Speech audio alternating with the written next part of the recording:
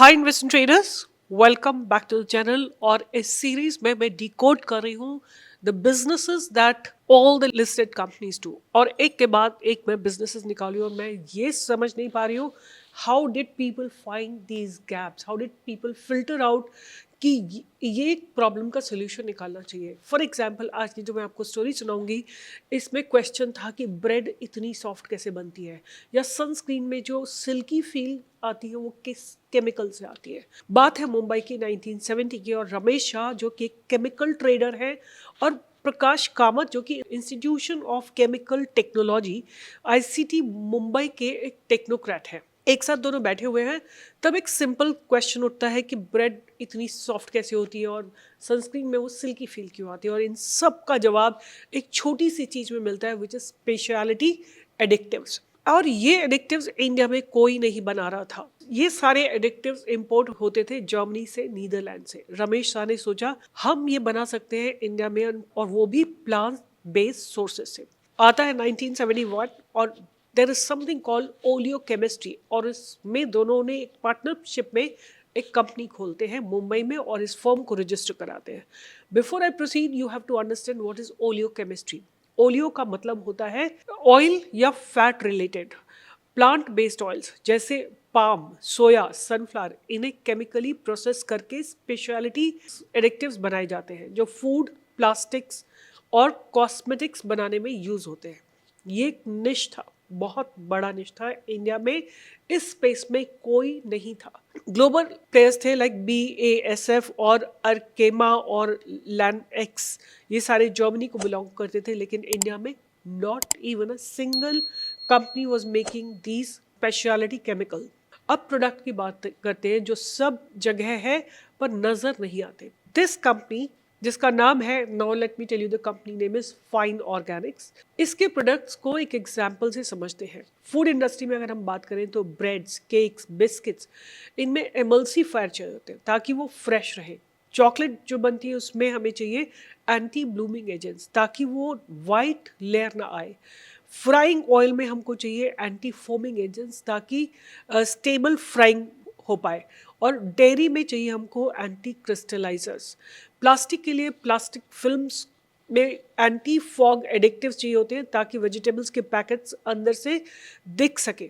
Slip एडिक्टिव्स होते हैं जिनमें ताकि प्लास्टिक बैग एक दूसरे से चिपके नहीं। एंटी स्टैटिक एजेंट्स होते हैं इलेक्ट्रॉनिक्स पैकेजिंग के लिए। कॉस्मेटिक्स के लिए लोशंस में एमोलियंट्स चाहिए होते हैं स्किन फील के लिए। और सनस्क्रीन में हमको चाहिए होते हैं एमल्सीफायर्स। एंड एनिमल फीड के लिए चाहिए होते हैं न्यूट्रिशनल एडिक्टिव्स पोल्ट्री और लाइव स्टॉक के लिए।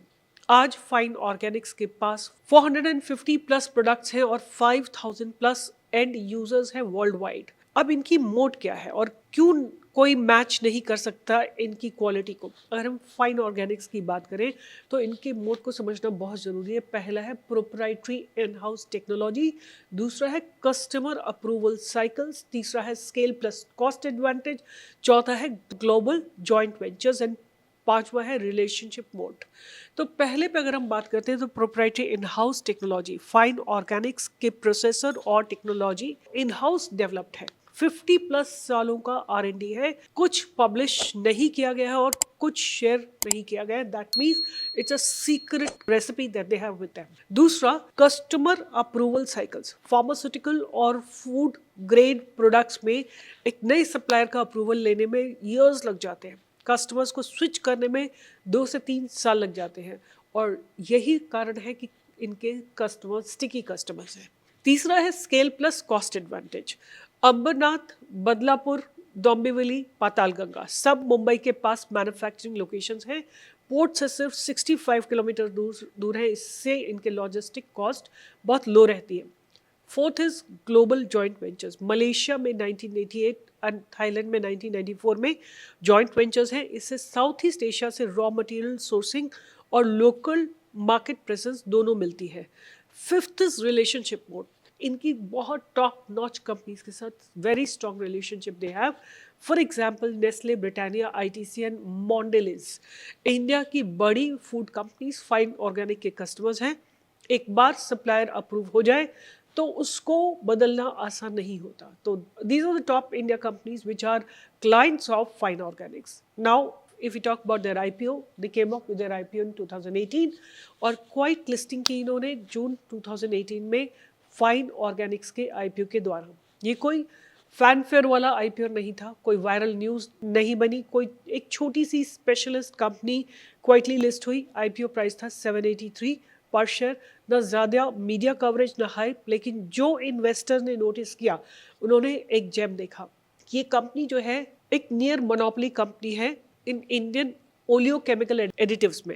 एंड एक्सपोर्ट ड्रिवन कंपनी है, 70+% कंट्रीज को एक्सपोर्ट करती है, डेट फ्री है, हाई मार्जिन है, family run with proven execution, और दे आर ग्लोबल लीडर है और ये नंबर्स से प्रूव होता है।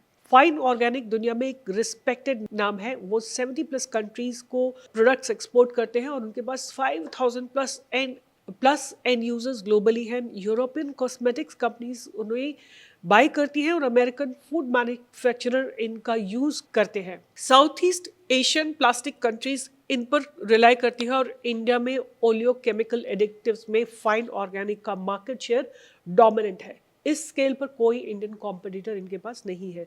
अगर इनके रीसेंट कैपेक्स की बात करें, नेक्स्ट ग्रोथ चैप्टर की बात करें, फाइन ऑर्गेनिक ने 750+ करोड़ कैपेक्स अनाउंस किया है न्यू फैसिलिटी के लिए। कंपनी के साइज के हिसाब से ये बहुत मैसिव था। एक्सपैंड इनको क्यों करना पड़ा? पहली बात तो इनकी ग्लोबल डिमांड जो है वो इंक्रीज हो रही है लगातार। सस्टेनेबल और प्लांट बेस्ड केमिकल्स की डिमांड तेजी से बढ़ रही है। चाइना +1 स्ट्रैटेजी के अंदर ग्लोबल कंपनीज चाइना से डाइवर्सिफाई कर रही हैं और इंडिया एक नेचुरल ऑल्टरनेटिव बन रहा है। थर्ड है new products categories, green surfactants, bio lubricants, speciality pharma excipients. ये नई कैटेगरीज ऐड करने से इनका प्रोडक्ट रेंज इंक्रीज हो रहा है। आज की बात करें, आज का फाइन ऑर्गेनिक्स क्या है, इनके नंबर्स कैसे हैं, तो इनका रेवेन्यू है 2347 करोड़, पैट है 397 करोड़, पैट मार्जिन है 17%, मार्केट कैप है 12,974 crore, promoters holding is 75%, Shah and Kamath families के पास है, debt is almost near zero, ROC is high which is asset efficient business है इनके पास। फ्यूचर है इनका ग्रीन केमिस्ट्री का $1 बिलियन वेव। दुनिया में एक मेगा ट्रेंड चल रहा है जिसका नाम है green chemistry. Petroleum based additives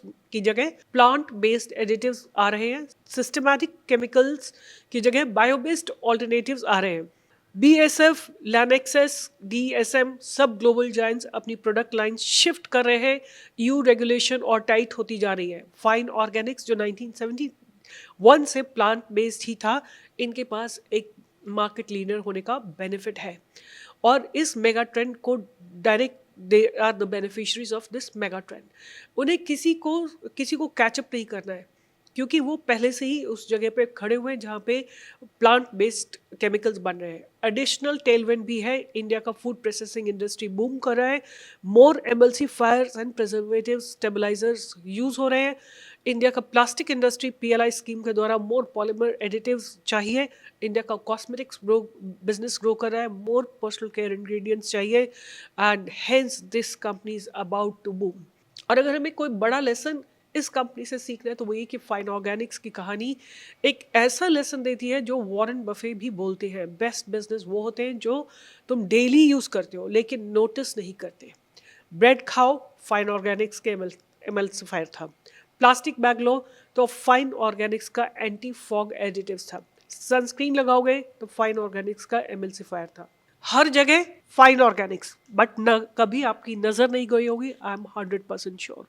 final thought की अगर मैं बात करूं, 1971 का मुंबई, एक केमिकल ट्रेडर और एक टेक्नोक्रेट, हम प्लांट से स्पेशलिटी केमिकल बनाएंगे। सोचो आज से 55 years before people thought about what is the current mega trend. 52 साल बाद 80+ कंट्रीज में 5000+ कस्टमर्स, 450+ प्रोडक्ट्स, इंडिया की सबसे निश स्पेशलिटी केमिकल कंपनी है जिसने दुनिया को ये बता दिया है कि ग्रीन केमिस्ट्री का फ्यूचर इंडिया से शुरू हो सकता है। यही है फाइन ऑर्गेनिक्स की कहानी और दुनिया की रोटी का सीक्रेट इंग्रेडिएंट और एक इनविजिबल लेकिन अनब्रेकेबल मोट। So keep fine Organics definitely on your radar. जब भी केमिकल सेक्टर में बूम आएगा, fine Organics will run. Keep learning about India's best industries, the hidden businesses, the boring businesses, the businesses that no one see but makes millions.